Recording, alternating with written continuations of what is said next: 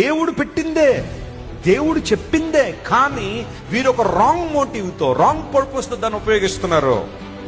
ఈరోజు సిలువను ఆరాధించే వాళ్ళు లేరా? సిలువు కనబడగానే పొర్లు దండాలు పెట్టేవాళ్ళు లేరా? సిలువు కనబడగానే కొబ్బరికాయలు కొట్టేవాళ్ళు లేరా? సిలువు కనబడగానే పూల దండేసేవాళ్ళు లేరా? సిలువు కనబడగానే అగరబత్తులు తిప్పేవాళ్ళు లేరా? సిలువ దేవుడు ఎందుకు నియమించాడు?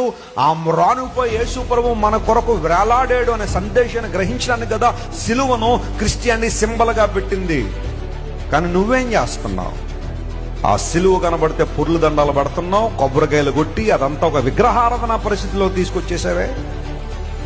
మరియమ్మ యేసుక్రీస్తు ప్రభు జన్మనిచ్చిన గొప్ప స్త్రీయే కాదంటలేదు, కానీ ఎంతమంది ఈ రోజున మరియమ్మను ఆరాధనీయురాల్లాగా మార్చేశారు.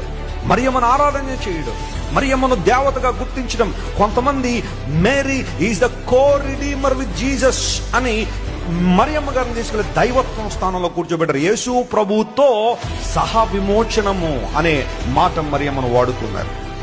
I respect Mary so much. మరియమ్మ గారు అంటే నాకు చాలా గౌరవం. ఎందుకోసం నా ప్రభు అని యేసయ్యకు తల్లి ఆమె, కానీ ఆమె ఆరాధనీయురాలు కాదు. ఇవన్నీ గుడ్ ఇంటెన్షన్ తో దేవుడు మనకి ఇచ్చినవే, కానీ we make them as idols. Can you destroy them today? ఈరోజు వాటిని నువ్వు ప్రక్కన పెట్టగలవా? Anything that is attracting you back to your old life, may you destroy them today.